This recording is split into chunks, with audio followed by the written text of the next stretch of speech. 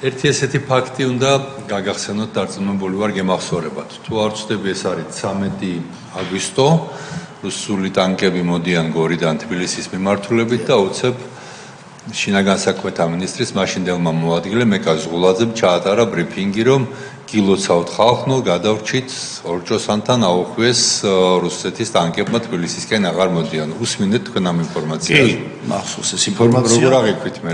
ზუსტად ორჭოსნიდან შემოვიდნენ მე ახალგორში ეს ტანკები. ანუ პრაქტიკულად ეს იყო ფრაზა, რომელიც ნიშნავდა, რომ ახალგორის ოკუპაცია ხდება და ამას გილოცავდა შინაგან საქმეთა მინისტრის მოადგილე. კი, ეს ავიქის რა. სხვათა შორის მე ვცადე და მეძებნა და ეხლა საიტებზე, ქართულზე, რუსულზე, უკრაინულზე ყველგან არის ეს როგორც სიტყვიერი, ანუ სიტყვიერად ყველგან არის, მაგრამ აი თვითონ მისი აუდიო გამოსვლა რაღაცა ძალიან ძნელი ვიდეო გამოსვლა, უბრალოდ ძნელი მისაგნებია, როგორც ჩანს, მოგვიანებით გააკეთეს საერთოდ ახალგორი არავის აღარ ახსოვდა. აბსოლუტურად.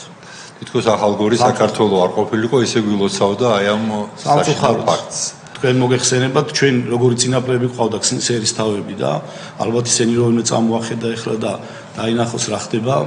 ახალგორი არასოდეს არ ყოფილა დაპყრობილი არავის. ისე სიტყვები რომ მოისმინეთ, თქვენთვის არ იყო გასაგები რომ უკვე საფრთხე გემუქრებოდათ. მართალია დავაზუსტებთ თქვენ ბევრჯერ თქვით რომ ხელისუფლებამ არანაირი გაფრთხილება არ გაგიკეთათ, მაგრამ ეს სიტყვები ხო ავტომატურად ნიშნავდა რომ საფრთხე უკვე ახალგორს ემუქრებოდა. მაშინ უკვე დავწუნდით რომ ჩვენ კაი დღე არ გვადგა და დაიძარით უკვე თუ რა თქმა უნდა. ნელ-ნელა დავიძარით უკვე ვიძრებოდით, მაგრამ მაინც არ გვეჯერა რომ ბოლომდე ვიქნებოდეთ ესე განწირულები რა. ფაქტიურად განწირულები ვიყავით.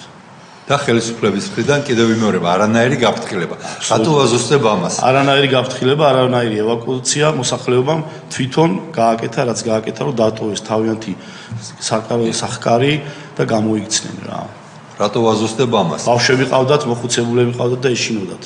ჩვენ აქ ყავდა მოწვეული ზაზა გოგავა, მაშინდელი გენერალური შტაბის უფროსი, რომელმაც თქვა, რომ მას პირადად უნდა გააფრთხილებინა კოდორის ხეობა, მაგრამ არ გააფრთხილა, იმიტომ რომ დრო არ დარჩა.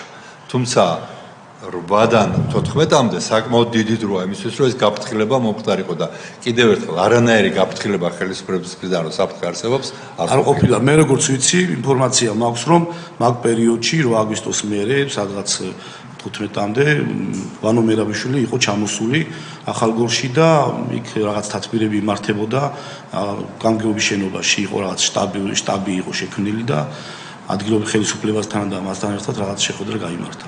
მე ეს ვიცი. მადლობა. სანამ წამოხვიდოთ. სანამ წამოვიდით კი. კი ბატონო.